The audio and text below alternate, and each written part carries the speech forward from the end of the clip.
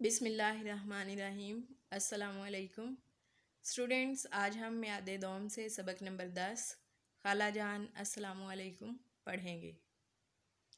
Students, اس سبق میں ایک بوڑھی خالہ جان کے بارے میں بتایا گیا ہے جنہیں محلے کے شریر بچے بکری خالہ کہہ کر چڑھاتے اور غصہ دلاتے تھے۔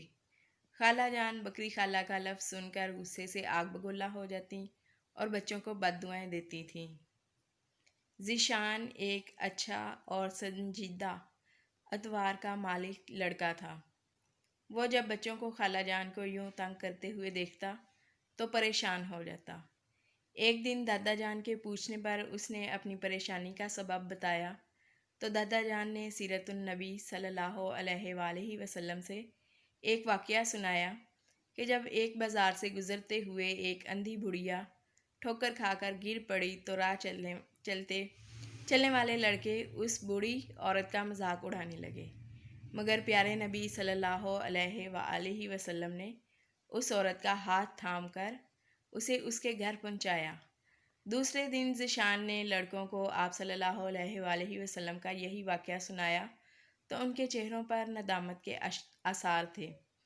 پھر اسی رات جب ذیشان دودھ لینے گیا تو وہی خالہ جان بھی دودھ لے رہی تھی۔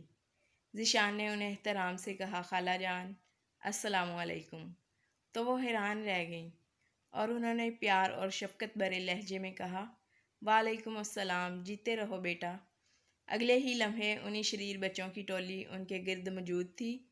ان سب نے اس بار خلاف توقع کہا، خالہ جان السلام علیکم، ہمیں معاف کر دیجئے، اب ہم آپ کو کبھی پریشان نہیں کریں گے۔ خالہ جان نے بچوں کو ان کی غلطی کا احساس ہونے پر معاف کر دیا اور انہیں دعائیں بھی دیں۔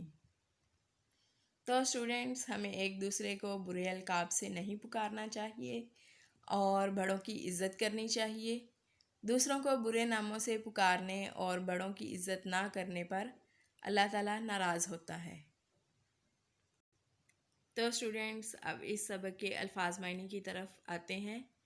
الفاظ معنی ہے الجھن، گھبراہٹ، بجا ہونا، درست ہونا، ندامت، شرمندگی، خاتون، عورت۔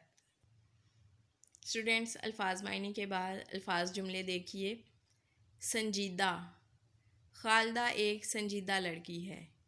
ذمہ دار، ہمیں ذمہ دار شہری بننا چاہیے۔ حساس، علی ایک حساس ادارے میں کام کرتا ہے۔ ندامت، چوری پکڑے جانے پر اسلم کی ندامت کے مارے آنکھیں جھک گئیں۔ الجھن، عمر گھریلو الجھن کا شکار ہے۔ تو اسٹوڈینٹس، آپ کوشش کیجئے گا کہ آپ ان جملوں سے ہٹ کر اپنے الفاظ میں جملے بنانے کی کوشش کیجئے گا۔ آپ نے کرنا یوں ہے کہ اس سبق کا خلاصہ یاد کرنا ہے اور الفاظ معنی اور الفاظ جملے اپنی اردو کی کاپی پر لکھنے ہیں اور یاد بھی کرنے ہیں۔ اللہ حافظ۔